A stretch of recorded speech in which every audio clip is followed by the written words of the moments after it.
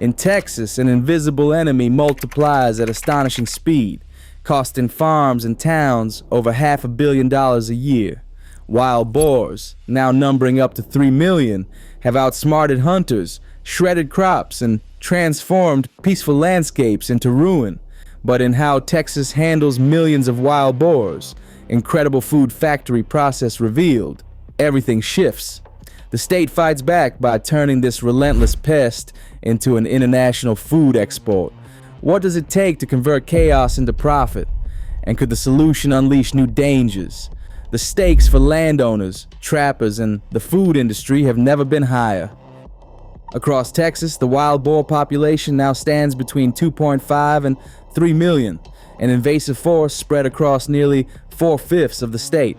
The numbers alone are staggering, but the true shock comes with the damage they inflict.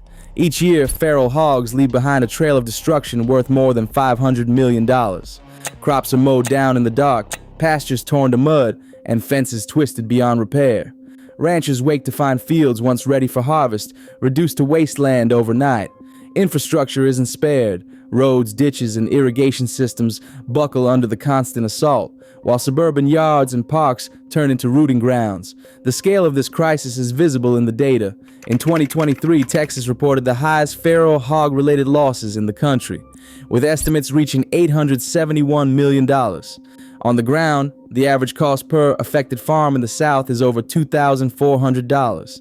Nearly 3 out of 4 agricultural producers in Texas report regular hog presence, and most say the problem has only grown worse in recent years. Even as landowners invest in new fencing, repairs, and deterrence, the animals adapt and return, often in greater numbers. These losses aren't limited to big commercial farms. Small family growers, cattle ranchers, and even homeowners feel the pressure. The average wild hog causes about $150 in damage per year.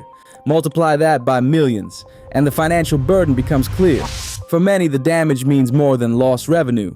It can threaten the survival of multi-generational farms and upend rural economies. Insurance rarely covers the full extent of the losses, and government assistance is limited, leaving communities to shoulder the cost themselves. Population growth only adds to the urgency. Wild hog numbers in Texas rise by 18 to 25% annually, doubling every 5 years if left unchecked. Traditional control methods, trapping, shooting, even aerial hunting, have failed to keep pace.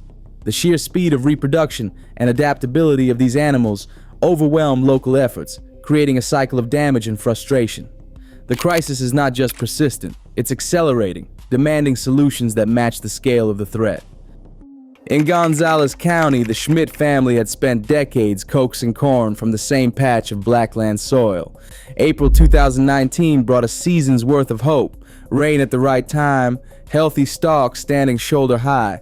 That changed overnight. Dawn revealed 120 acres flattened.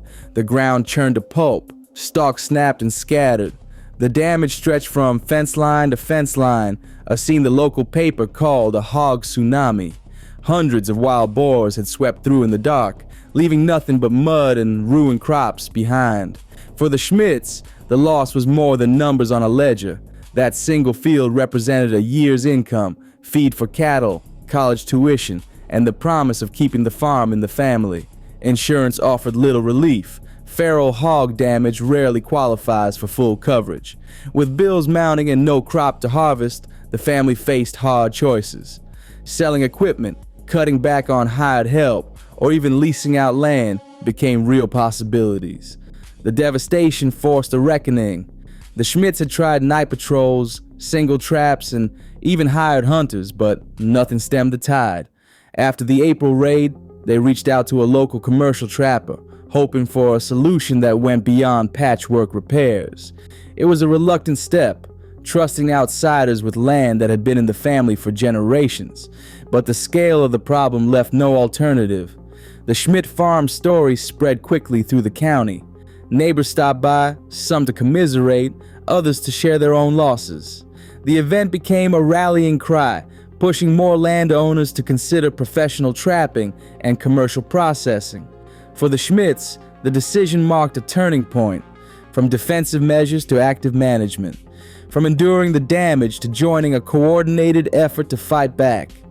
Their experience would soon bring them face to face with the crews working at the front lines of Texas's wild boar crisis. Cody Martinez works under cover of darkness, his truck rolling to a stop along a battered fence line in DeWitt County. The night air is thick with humidity, and the only light comes from a bank of red LED lights strapped to the roof rack. Martinez and his crew move quickly, unloading panels for a corral trap, the kind designed to hold a dozen hogs at a time. Every step is practiced. Grain is scattered at the center, trail cameras are checked, and the remote gate trigger is tested twice. Martinez started as a rancher, losing crops to wild hogs year after year. Now he's one of Texas's most sought-after commercial trappers, running a crew that supplies hundreds of animals to processors each month. The job is equal parts patience and adrenaline. Some nights, hours pass with nothing but distant grunts and the rustle of grass. Other times, the trap fills in minutes. Martinez relies on motion sensors and infrared cameras to monitor activity from his truck. He waits until the whole sounder, a family group, has entered before tripping the gate. Efficiency matters. A half-full trap means the rest scatter and learn to avoid it next time. Not every night goes to plan. In early spring, a 400-pound boar crashed through a welded panel, snapping steel like wire and scattering the crew. Martinez sprinted into the mesquite, headlamp bobbing, tracking the animal by broken branches and fresh mud. The boar doubled back, forcing a tense standoff in the dark. It took 3 men and a reinforced catch pole to finally subdue the animal, its breath steaming in the night air. Martinez remembers the risk. We go from cleaning up damage after a hog raid to getting paid for every animal out of the pipeline. It's dangerous work, but at least it's work that matters. By dawn, the trap is full. 27 hogs, ranging from squealing piglets to tusked adults. Each animal is loaded onto a reinforced trailer, tagged for traceability and checked for injury. The volume is staggering. On a good run, Martinez's crew might capture over 100 hogs in a single week, all bound for the state's processing plants. The night's work is just the first step in a supply chain that stretches from Texas fields to dinner plates half a world away. After capture, the next step in the wild boar supply chain moves quickly and by the book. Hogs are loaded onto reinforced livestock trailers, some holding a dozen, others packed with as many as 30 animals. Each animal receives a numbered ear tag or group batch ID, a requirement under Texas Animal Health Commission rules. The paperwork begins at the trap site, with bills of lading and movement permits documenting the origin, head count, and destination. Licensed transporters, often contracted by trappers or processors, are responsible for the animals from the moment the trailer doors are shut. Vehicles are cleaned and disinfected between loads to prevent the spread of disease, a detail checked by inspectors at both pickup and drop-off. Most trips from trap to holding facility or processor last between 2 and 4 hours. Timing matters, not just for meat quality, but for animal welfare and regulatory compliance. Longer journeys are discouraged, as stress and injuries rise with every extra mile. Industry data puts mortality and escape rates during transit at under 5%, a figure closely monitored by both plant managers and regulators. If a hog dies or escapes en route, the loss is logged, and payment is adjusted at delivery. Upon arrival at a holding station or directly at the processing plant, intake staff verify the transport documents against the shipment. Every animal is checked for its tag or batch mark, and the trailer's manifest is signed off by both the driver and the receiving clerk. For export-eligible batches, digital trace logs and photo records are added to the file. The chain of custody is continuous. If a question arises weeks later about a particular shipment, staff can trace a carcass back to the trap site, the date, and even the driver who hauled it. Holding facilities, often located near processing plants or at regional collection hubs, serve as a buffer in the supply chain. Here, hogs are kept in escape-proof pens for up to 7 days, though most are processed much sooner. Water and shade are provided, and animals are observed for signs of illness or injury. Any hogs showing disease or abnormal behavior are separated and culled, as required by both state and USDA rules. Health logs, feed withdrawal records, and pen assignments are maintained for every lot. The entire process is designed to balance speed, safety, and regulatory oversight, with each handoff, trapper to transporter, transporter to intake clerk, holding station to processor. The paper trail grows, ensuring that every animal entering the food chain can be traced from field to factory. This level of documentation is not just bureaucratic detail, it's the backbone of export eligibility and food safety. For the crews moving thousands of wild hogs each month, the logistics are as demanding as the trapping itself, a constant race against time, distance, and the unpredictability of the animals they handle. Inside the Yorktown Wild Game Processing Facility, the daily routine begins long before sunrise. Trucks pull up to the intake dock, each carrying a fresh load of tagged feral hogs from across the region.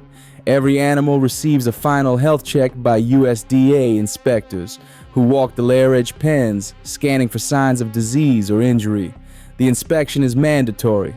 No animal can enter the food chain without passing this first hurdle. Plant manager Teresa Ochoa oversees the process, clipboard in hand, as staff record batch numbers, tag IDs, and arrival times. Some weeks we get 150 hogs, others it's double that. We run extra shifts, but keeping up with the influx is as hard as keeping the paperwork right, she says. Once cleared, the hogs are moved to the processing line. Stunning is performed with a captive bolt gun, ensuring a swift and humane end. Each carcass is immediately bled, then hung and skinned using a dry peel method. The evisceration team works quickly, careful to avoid any contamination from the gastrointestinal tract. Organs are set aside for post-mortem inspection, where USDA veterinarians look for lesions, parasites, or any abnormality that could compromise safety. About 1 to 5% of carcasses are condemned at this stage, typically for disease or injury. Approved carcasses move to the chillers, where temperature probes confirm a rapid drop to below 45 degrees Fahrenheit within hours. This step is critical to halt bacterial growth and preserve meat quality. Throughout the process, digital logs track each batch, linking every cut of meat back to its origin. The result is a system designed for both efficiency and accountability, one that turns a destructive pest into a product fit for export markets. A June morning in Llano County brought a test that few in the industry had attempted at this scale. At first light, a smart trap, outfitted with motion sensors and a remote gate, sat baited and silent on the edge of a mesquite thicket. Hours passed before the feed alerted the crew. Dozens of wild hogs, drawn by grain and habit, had crowded into the corral. With a tap on a phone screen, the steel gate slammed shut. 64 feral hogs, ranging from lean yearlings to hulking sows, were captured in a single sweep. The clock started ticking. Within minutes, transport trucks rolled onto the property. Each hog was loaded, tagged, and recorded for traceability. Drivers signed off on digital manifests confirming head counts and origin. The convoy pulled onto the highway, bound for a USDA-inspected facility less than 3 hours away. There, intake staff checked every tag against the shipment log, documenting each animal's arrival time. USDA inspectors moved quickly, performing ante-mortem checks as the animals entered holding pens. The plant's line ran at full throttle, stunning, bleeding, skinning, and chilling each carcass in rapid succession.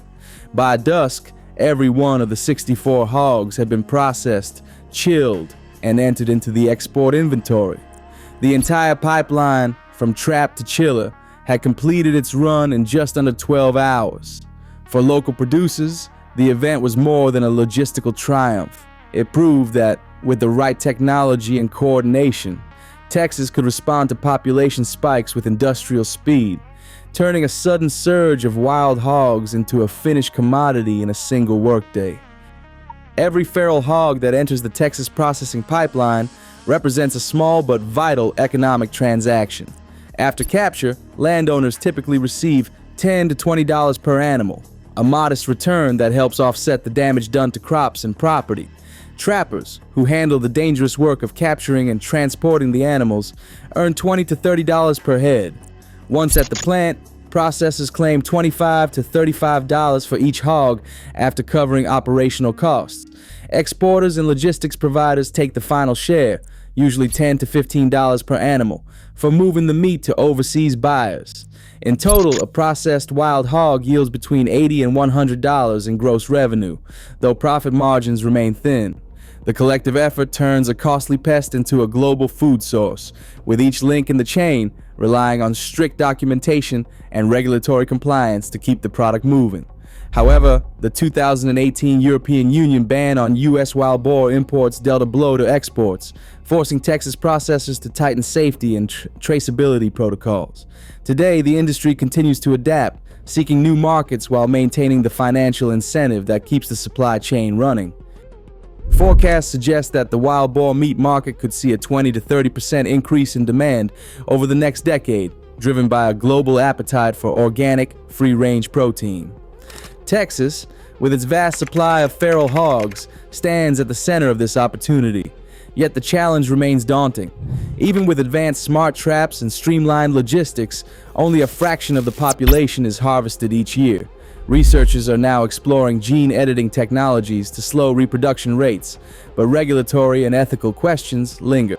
Dr. Billy Higginbotham of Texas A&M notes, "We'll never eradicate feral hogs completely. They reproduce too fast. But commercial harvesting gives landowners an incentive to control the population while recouping losses." The next decade will test whether innovation can keep pace with biology, as Texas tries to balance economic gain with lasting control. Each year, feral hogs cause over $500 million in damage across Texas, a figure that has driven the state to turn a destructive pest into a global commodity. Since the 1500s, wild boars have adapted and multiplied, outpacing every eradication effort. Today, up to 40,000 feral hogs are processed annually in USDA-inspected plants, turning invasive animals into food for markets overseas. Experts like Dr. Billy Higginbotham confirm that commercial harvesting offers landowners real incentives, yet animal welfare advocates highlight ongoing gaps in oversight during capture and transport. Despite decades of trapping, aerial gunning, and new processing innovations, Texas still faces an estimated 2.5 to 3 million wild hogs. The long-term effects of emerging technologies, such as gene editing for population control, remain unproven. As Texas continues to balance ecological damage, economic opportunity, and ethical concerns, one fact is certain: the wild boar problem is not going away, only evolving.